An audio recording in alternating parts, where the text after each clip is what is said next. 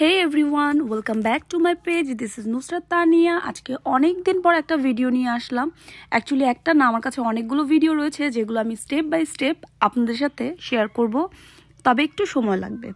তো চলুন আজকে আমি শুরু থেকে শুরু করি। তো শুরুটা হচ্ছে ঠিক এভাবেই যে লাস্ট মান্থে আমরা বাংলাদেশে গিয়েছিলাম। তো বাংলাদেশে যাওয়ার সময়, যাওয়ার আগে যা যা করেছি তার প্রত্যেকটা জিনিসই আমি, এই মুহূর্তগুলো যে এত এত এত সুন্দর ছিল, এত প্রেশিয়াস ছিল আমার কাছে, মানে এখন এই মেমোরিগুলো দেখি আর অনেক মিস করি। তো যাই হোক, এই কাজগুলো যখন করছিলাম তখন মনের মধ্যে এত আনন্দ ছিল যে আমরা নেক্সট মান্থে বাংলাদেশে যাচ্ছি, সব ফ্যামিলি মেম্বারদের সাথে দেখা করব, ঘুরবো নিজের দেশ। তো যাই হোক, এখানে 6 মোর ডেজ লেখা ছিল আর এখানে প্রায় মনে হয় একদিন বাকি ছিল আমরা যাব। তো এখানে আমার ভাইয়ের বউ চলে এসছে, আমরা সবাই একসাথে ফ্লাইট করব। তো নেক্সট ডেতে আমাদের ফ্লাইট ছিল। আর আজকের দিনে আমি যা যা করলাম, নিজেকে একটু প্যাম্পারিং করলাম বাংলাদেশে যাব বলে। এখানে আমি নেলস করালাম, ম্যানিকিউর পেডিকিউর সহ। তো চলে আসি আমরা যেদিন আমাদের ফ্লাইট ছিল। এটা হচ্ছে আমাদের রাতের সময়, আমরা একদম বাসা থেকে বের হচ্ছি। আমাদের ফ্লাইট ছিল রাত 10টায়। তো 10টার দিকে যেহেতু ফ্লাইট ছিল, ইন্টারন্যাশনাল ফ্লাইট, তো আমাদের ওখানে 4 ঘন্টা আগে পৌঁছাতে হবে। তো আমরা বাসা থেকে 6টার দিকে বের হয়েছি। আর এখানে আমরা সবাই মিলে একসাথে যাচ্ছি, যেহেতু অনেকগুলো লাগেজ ছিল, যার কারণে আমাদের নিজেদের গাড়ি প্লাস আমাদের আরও 2টো গাড়ি লেগেছে এয়ারপোর্টে এই লাগেজ প্লাস আমাদেরকে পৌঁছায় দেওয়ার জন্য। তো এখানে এই যে আমরা সবাই রেডি এয়ারপোর্টে যাওয়ার জন্য। তো এই যে এখানে আমাদের এই লাগেজগুলো আমরা সব চেকিংয়ে দিব। আর এরপরে রয়েছে আমাদের সব ক্যারিয়নের লাগেজগুলো। তো এখানে আমরা সবাই এতটা এক্সাইটেড ছিলাম যে কি বলবো। তো আসলে এই মুহূর্তটাতে সবাই খুব এক্সাইটেড থাকে, অনেক বছর পর যখন নিজেদের বাড়ি, নিজেদের গ্রামে প্লাস নিজেদের দেশে যাচ্ছি, ফ্যামিলি সবার সাথে দেখা হবে। তো এই মুহূর্তটা আসলে কেউই বলে বোঝাতে পারবে না যে কতটা আনন্দের ছিল। তো এরপরে এখানে আমরা লাগেজগুলো সব ওয়েট করে চেকিংয়ে দিয়ে দিলাম। আর এখানে একটা প্লাস পয়েন্ট ছিল, আমাদের একজন পরিচিত ছিল বলে আমরা আমাদের ক্যারিয়নের লাগেজগুলো আমরা হাতে ক্যারি না করে সেগুলো চেকিংয়ে দিয়ে দিতে পেরেছিলাম। তো এই যে আমাদের ফ্লাইট, যে ফ্লাইটটা আমাদের জন্য রেডি হচ্ছে।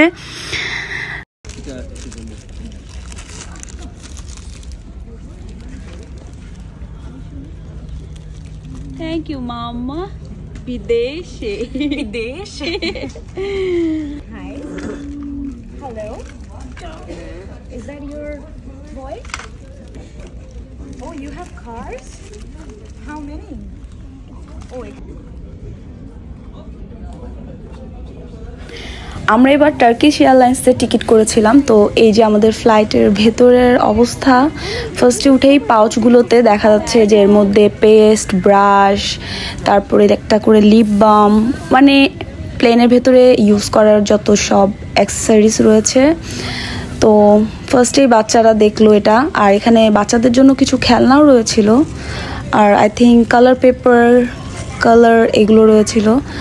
তো যাই হোক, আমাদের এই ফ্লাইটটা ছিল 19 ঘন্টার, যেটা কিনা আমাদের এই যে মায়ামি থেকে টার্কিতে ইস্তানবুলে নামাবে। তো ওখানে ট্রানজিট ছিল 1 ঘন্টার। তো যাওয়ার ফ্লাইটটা খুব ইজি ছিল আর আরামের ছিল, 1 ঘন্টা ট্রানজিট। আর সবচেয়ে বড় কথা, বাসায় যাচ্ছে, এটা তো অনেক খুশির।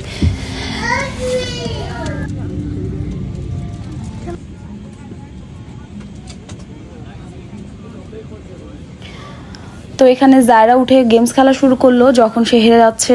অ্যাকচুয়ালি প্রত্যেকবারই সে হেরেই যাচ্ছিল। তো হেরে যাচ্ছে তখন একবার করে চিল্লানি মারতেছে, আর প্লেনের মানুষরা খুব বিরক্ত হচ্ছিল। তারপরও আই ডোন্ট কেয়ার, কারণ আরও বাচ্চারা ছিল, তারাও চিল্লাচ্ছিল। তো যাই হোক, আমি অপেক্ষা ছিলাম কখন জায়রা ঘুমাবে। তো প্লেনটা যখন টেক অফ করবে, আমি চাই যে ও যেন ওর প্যাসিফায়ারটা ওর মুখে থাকে, কারণ এই টাইমটাতে আমাদের সবার কানটা বন্ধ হয়ে যায়, আর ওই টাইমে ও খুব চিল্লাচিল্লি করে। তো আমি ওয়েট করছিলাম যে কোন টাইমে সে ঘুমাবে। আর আমাদের জন্য সব থেকে প্লাস পয়েন্ট ছিল এটাই যে আমাদের ফ্লাইটটা রাতে ছিল, যেটা কিনা আমাদের জন্য অনেক বড় একটা প্লাস পয়েন্ট, যে এই টাইমে আমরা বাসায় থাকলেও ঘুমাতাম, তো ফ্লাইটে আমরা ইজিলি ঘুমায় যাব, স্পেশালি বাচ্চারাও বিরক্ত করবে না। তো এখানে আর কি জায়রার বাবার সিটে গিয়ে দুষ্টামি শুরু করলো। আর এই তো এখানে জায়রা বাপের দুষ্টামি দেখে পাশের লোকটা এত বিরক্ত হচ্ছিল যে সে চিন্তা করলো কোথায় সিট পড়ছে, বাচ্চাদের কারণে আজকে মনে হয় ঘুমাতেই পারবে না। তো যাই হোক, জায়রা ঘুমিয়ে পড়েছিল যদিও।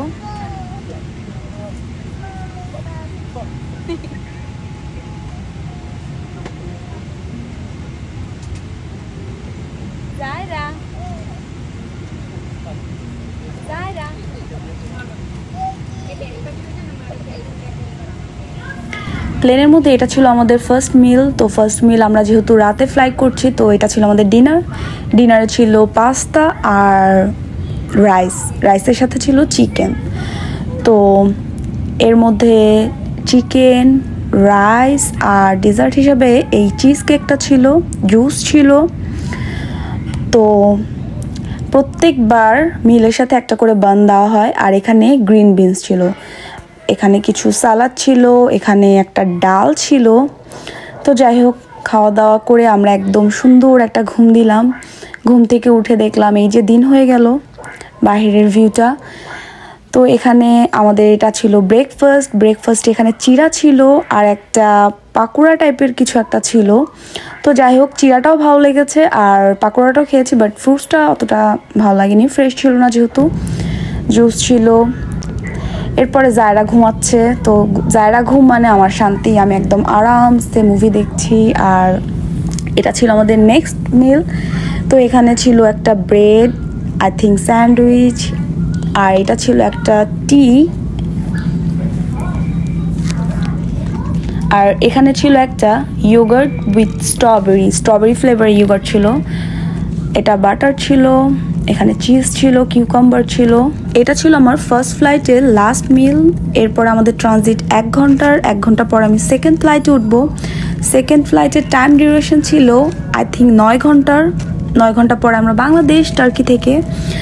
তো এখানে এতটুকু সময় ছিল না যে আমি ভিডিও করব। যাই হোক, এখানে আমি এই যে সেকেন্ড ফ্লাইটের টাইম 1 ঘন্টা রয়েছে, 1 ঘন্টা 13 মিনিট পর আমরা বাংলাদেশে পৌঁছাবো। এই যে আমি ম্যাপ দেখাচ্ছি, আমরা অলমোস্ট ঢাকার কাছাকাছি।